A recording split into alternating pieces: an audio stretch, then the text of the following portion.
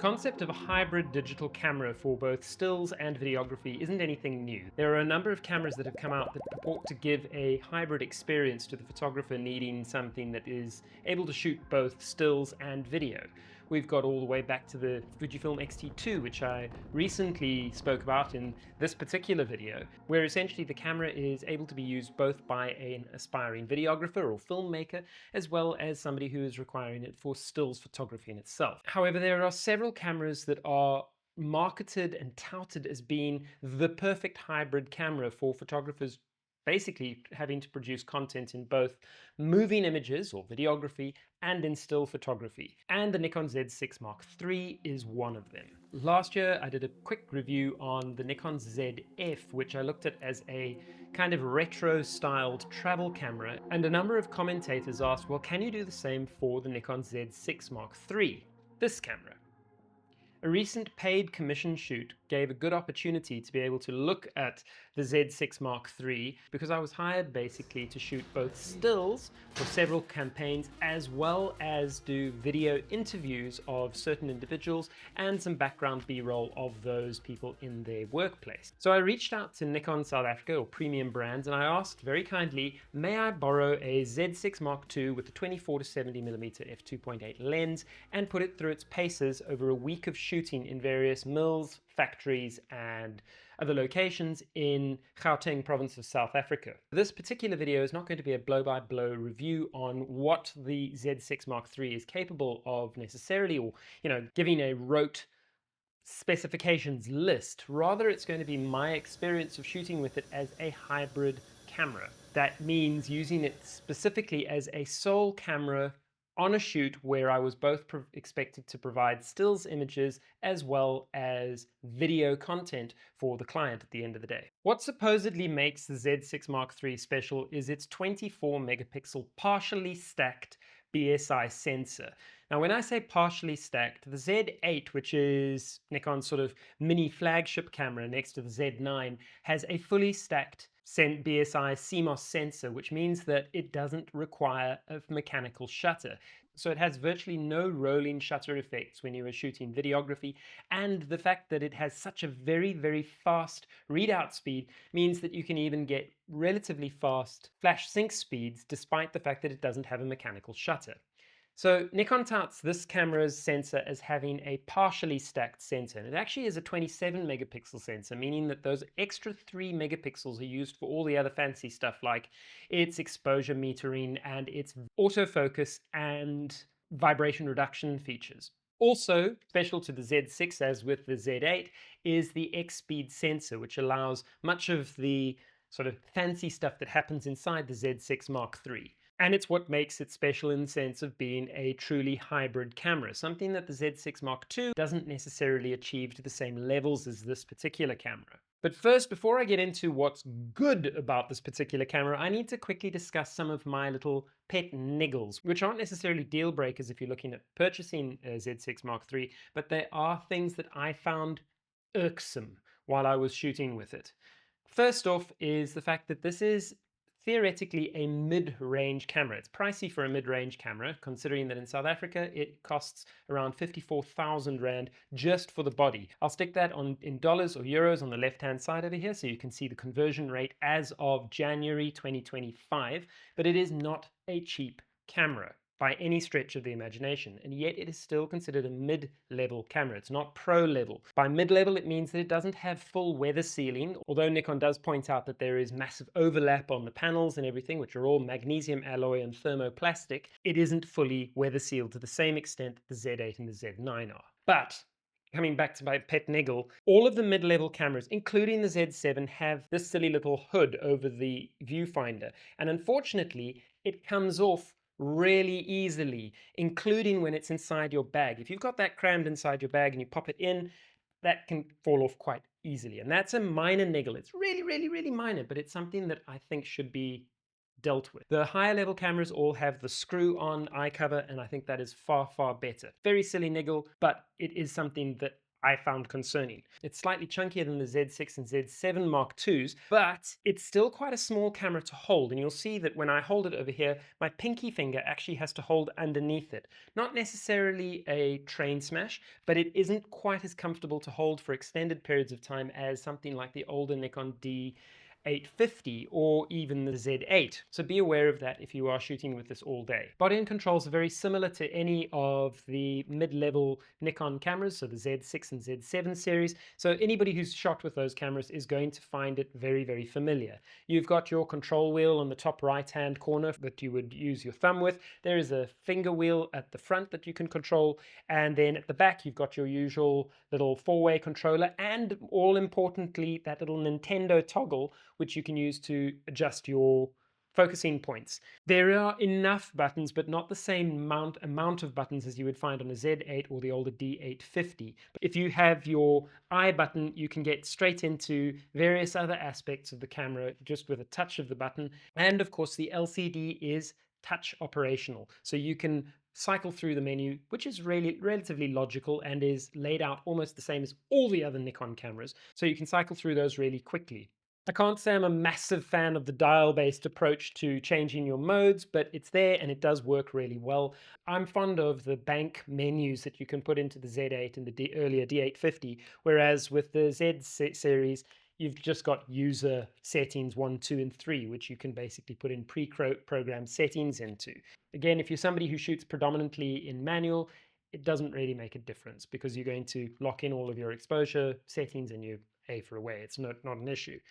For some people, it's rather important the fact that it has 2 card slots. So you will find that you've got a UHS-2 compliant SD card slot, and then of course you've got your XQD card slot above that for faster video recording and greater space as well. Very, very usefully, when you change from the stills mode through to video, it will remember the video settings that you had. You don't need to worry about having to rechange your shutter speeds back down and up, etc., etc.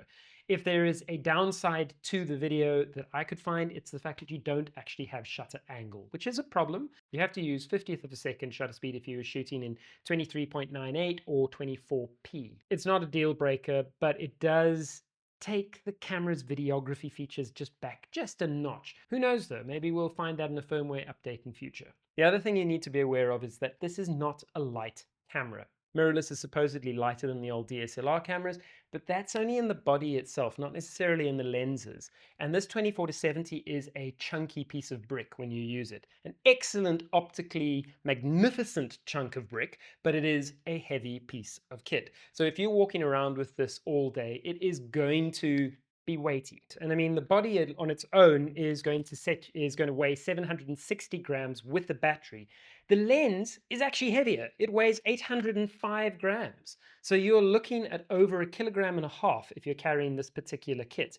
If you start adding other bits and pieces like a mic and all that kind of stuff, it is going to be even heavier. And of course, all of the Nikon Z glass is heavy. So your camera bag is not going to get any lighter if you're going to be shooting with a mirrorless setup like. Then another niggle that I had was with the very, very delicate but very effective joystick toggle on the right-hand side over here. I found that with my hand grip, it's a little bit finicky getting your thumb in there to be able to adjust, and it is so sensitive as well that very often if I lifted my camera to my eye, I would find that the focus point had jumped off to the left or the right. The good news over there, which I will discuss more when I'm talking about autofocus, moving on a little bit, is that the autofocus is exceptional. It is magically good in the sense that it picks up faces so easily. It also, well, yeah, I'll come to that in a moment. Okay, so that's it. That's basically my niggles for the camera itself. Apart from one other major niggle, which I'm going to come to when I talk about the LCD screen and the ports for shooting video. But that's in a moment. The EVF has been updated from the Z6 Mark II, as with everything else basically on the camera. And it now has a 5.7 megapixel EVF inside there. This is a phenomenal EVF. It's probably the closest EVF experience I've had to that of an optical viewfinder. Obviously, you still have the EVF effect that blown highlights are going to be completely blown, and dark shadows might come out inky black, but there is such an incredible dynamic range on the sensor that when you're shooting in flat or if you're shooting video in log, It's a very, very clean viewing experience with an incredibly fast refresh rate. So from an EVF experience, this has been the best I've had, probably akin to that of like the Z8 as well. So this is a really, really impressive EVF, and I have used some impressive EVFs in the past. So if you're migrating from a DSLR, you're actually going to find this a really nice EVF to use. There are some quirks, but all of those quirks can be adjusted in the extensive menu system in terms of how the EVF operates. So for instance, when you stick on a flash, it automatically goes into a kind of mode that shows it as a brighter view. And the high ISO is so good on this that the studio experience shooting with this is a world apart from shooting with the earlier Z6 and Z6 Mark II. Your shadows don't look blocked up. You can shoot in a dark studio and not have that problem of not being able to see because of the noise that's inside your EVF. That was not an issue for me. So it does make a really good studio camera. And again, because it's got that mechanical shutter, it means that it does sync really nicely at higher shutter speeds of up to 1/320th of a second with a hot shoe flash, or if you're using an external flash gun. The readout speed is fast. It's not the same as the Z8, but you will get 1/60th of a second shutter sync if you're going to use the electronic shutter as opposed to the mechanical shutter. Unless you're shooting silently, you actually have no problem using the mechanical shutter for your stills photography, and you'll only really use your electronic shutter for your video. That said, you can always shift over to silent shooting, but always be aware that the actual lighting might potentially cause banding because of the flicker rate.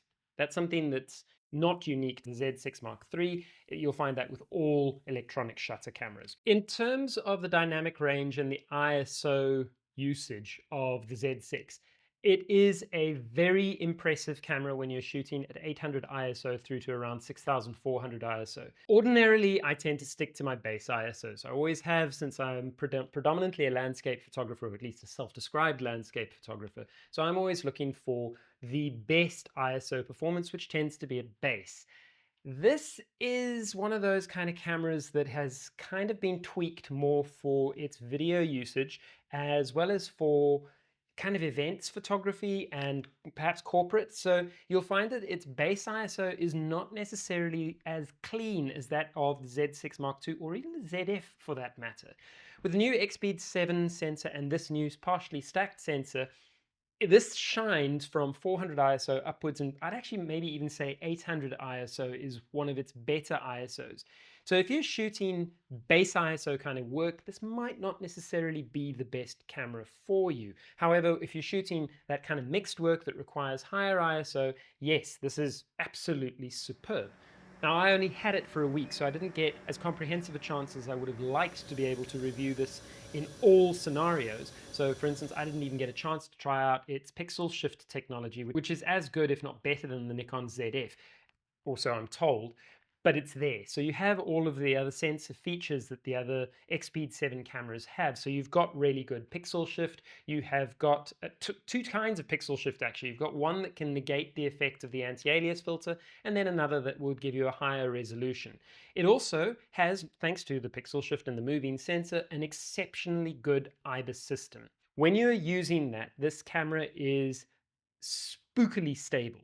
When you are shooting in low light environments, and I was able to now get nice 15th of a second, even 1/8 of a second shots, mixing this with flashlight so that I could bring in ambient light in the background, and I was finding that I was getting really, really stable, sharp images, even hand holding down to 1/8 of a second. This is a very effective system, the stabilizing inside here.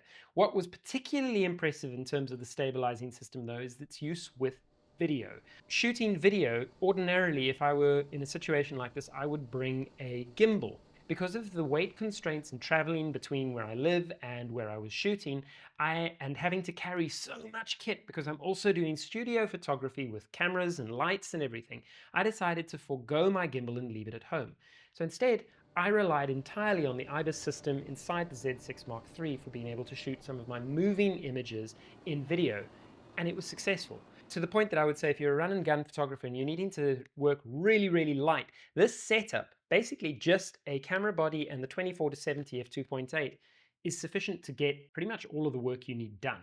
It's obviously not going to give you the same kind of stabilization as a gimbal if you're going to run full tilt next to your characters, or if you're going to be walking backwards with choppy kind of movements. But hand holding is absolutely possible thanks to the IBIS inside the camera itself. Autofocus is going to be something more akin to what you would have remembered using something like the Nikon D850, which means that the much vaunted 3D tracking is back thanks to the X-Speed 7 sensor. The Z6 Mark III uses a combination of contrast and phase detect, so you've got the best of both worlds inside here. The Z6, the original, was perhaps criticized, and maybe rightly so, for its autofocus. It wasn't shabby, it was good autofocus, but you needed to really come to grips with the finesses of it to be able to get the same kind of autofocus experience and speed as you would with the DSLRs, which at the time were still actually better. The Z6 Mark III maybe makes me change that verdict. The autofocus is spookily accurate. The 3D tracking in particular is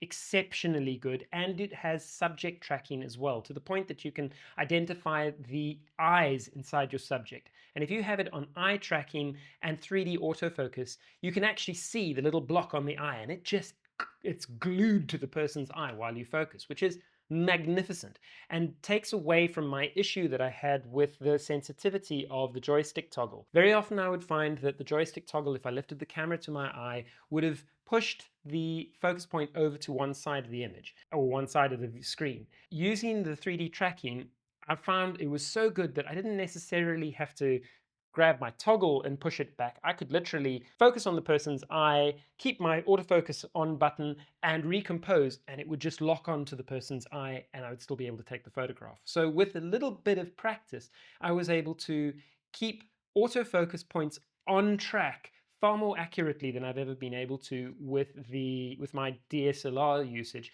and including the ZF. The ZF I found was exceptionally good as an autofocusing camera.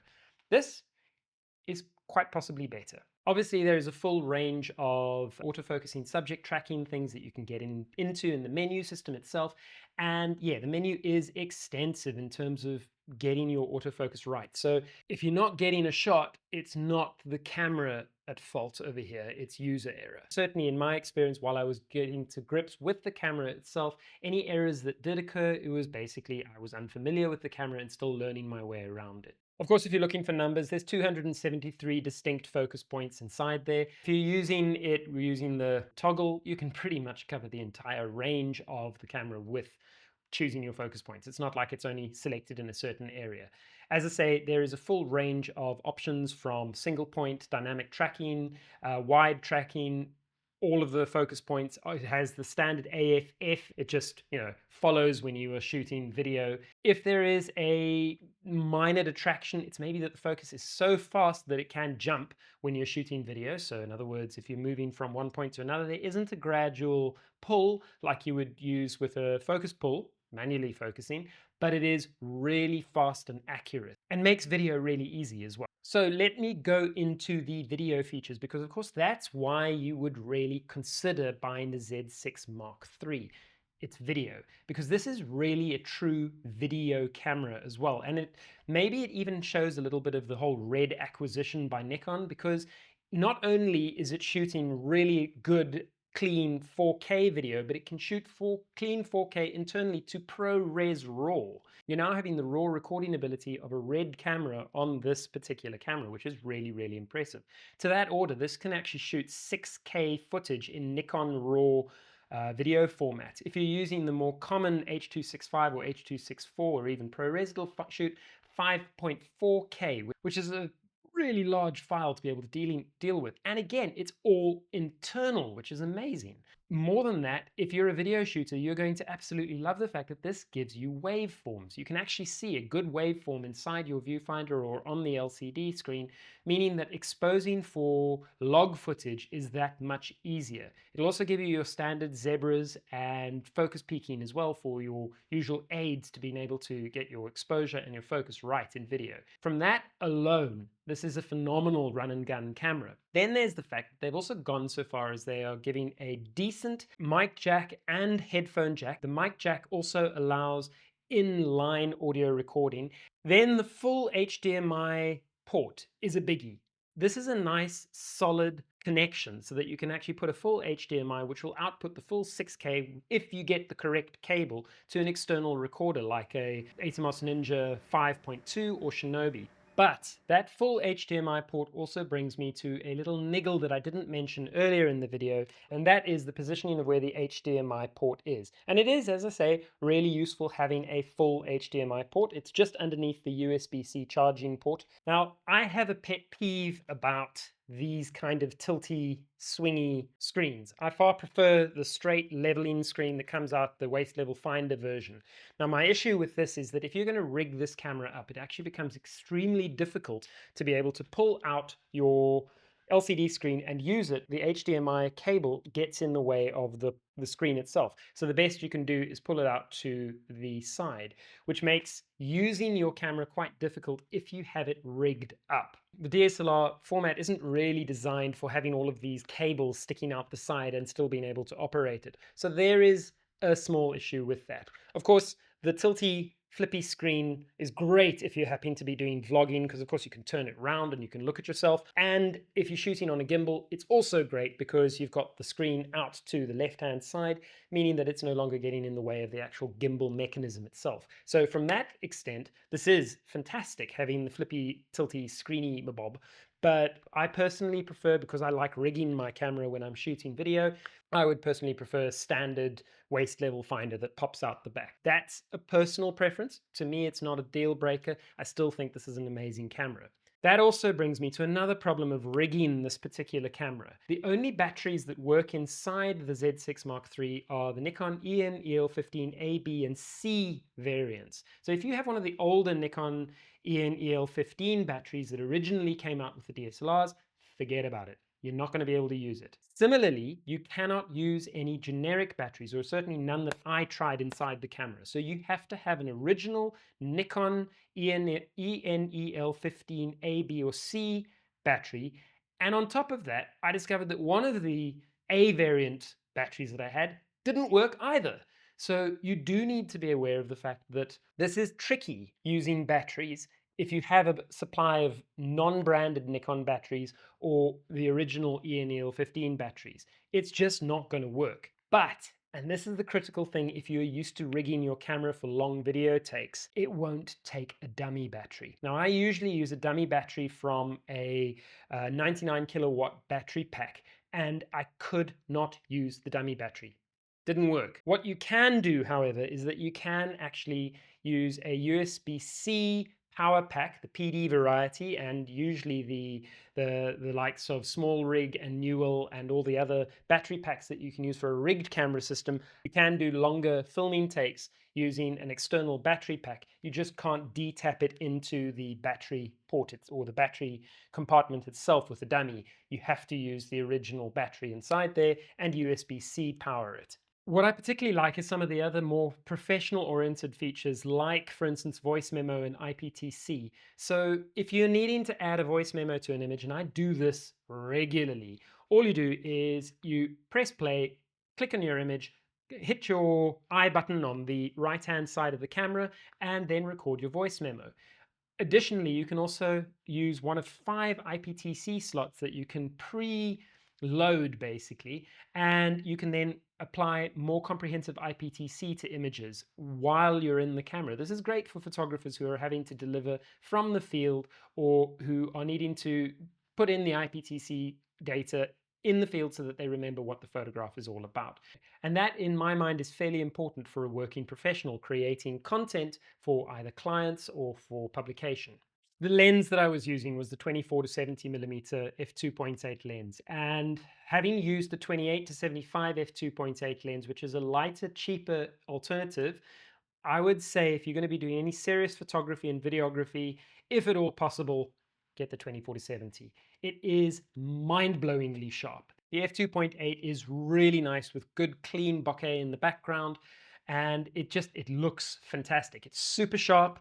It is really, really fast focusing, and that extra 24 millimeter width to me is a no-brainer compared to the 28 to 75. Even though the 28 to 75 has a little bit more reach on the end, I would still go for this as a single sort of run and gun lens. This 24-70 basically stayed on the camera for the bulk of my shoot while I was shooting this particular commissioned shoot.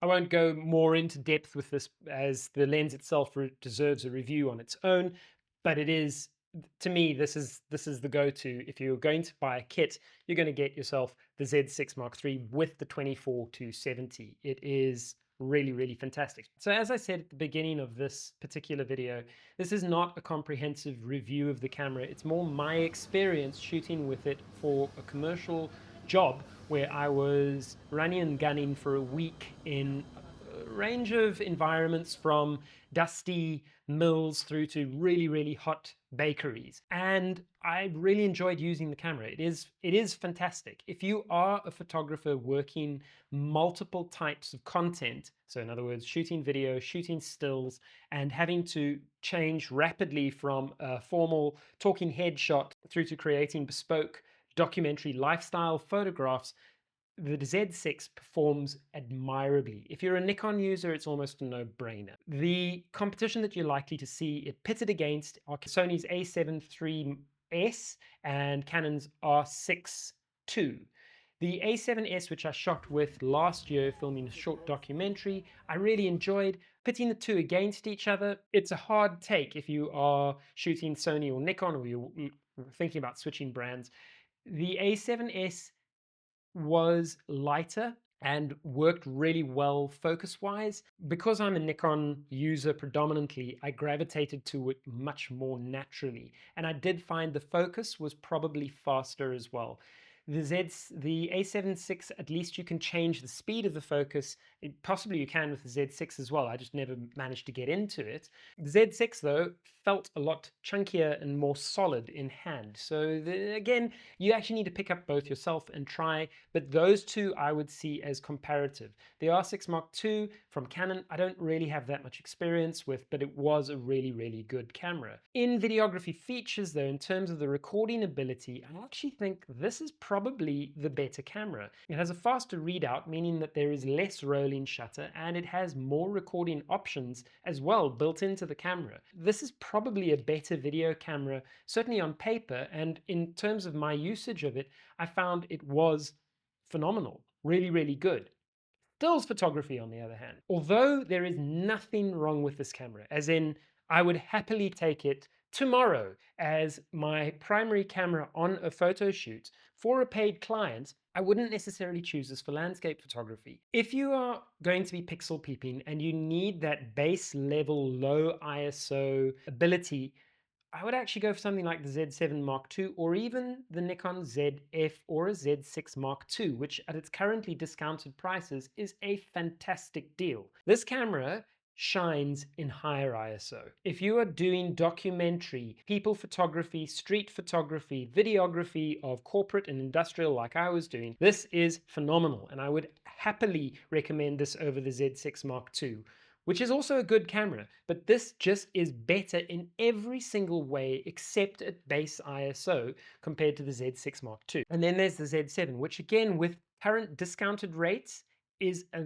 remarkably good camera with essentially much of the same body, but with a higher megapixel count and a much better low ISO usage. So it does come down to essentially three choices. If you're only shooting stills, the Z6 Mark III, although it has a phenomenal updated autofocus system, it might be hard to justify it unless you're necessarily shooting wildlife, in which case, again, I would say you should probably think about a higher megapixel count. If you are shooting landscapes, you're probably going to want more megapixels anyway, and although this gives you pixel shift, having a base native megapixels of 45 is probably a better bet for landscape photography as well. Then there comes video.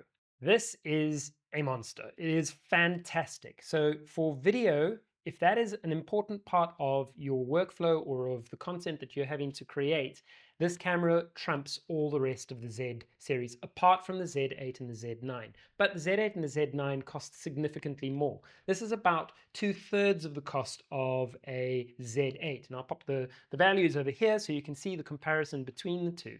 So it does represent incredible value for money for professional photographers or photographers actually earning an income out of their cameras. Because of course, every dollar, rand, euro that you spend on your camera has to be earned back. And this suddenly becomes a very good option if you're earning your living out of your camera. As an aside, again, for those photographers who have seen my previous video on the Nikon ZF, I actually preferred shooting with the ZF. It was fun. I enjoyed it. I felt like I was more part of the experience of creating photographs. The Z6 Mark III is a tool. It's an exceptionally good tool at that, and it is happily one that I would recommend. To me, it didn't fill me with the same sense of joie de vivre as the ZF when I was shooting it, but that's a personal take. If you're shooting multiple types of content and video is a serious component of your delivery, then the Z6 Mark III is the baby Z8 that you've been waiting for and is absolutely worth the dosh. Okay, thanks. That's my very brief take on the Z6 Mark III. I did enjoy using it, and I hope you enjoyed the video. If you did, please remember to pop a like and a subscribe in the various blocks around the screen. I hope to bring you some more of these in future. Sadly, I have to return this back to Premium Brands as it was a demo unit, and yeah, I'm going to miss it. It was a really good camera to work with, and definitely a fantastic tool for anybody who is creating content in the modern era. Right, till next time. Cheers.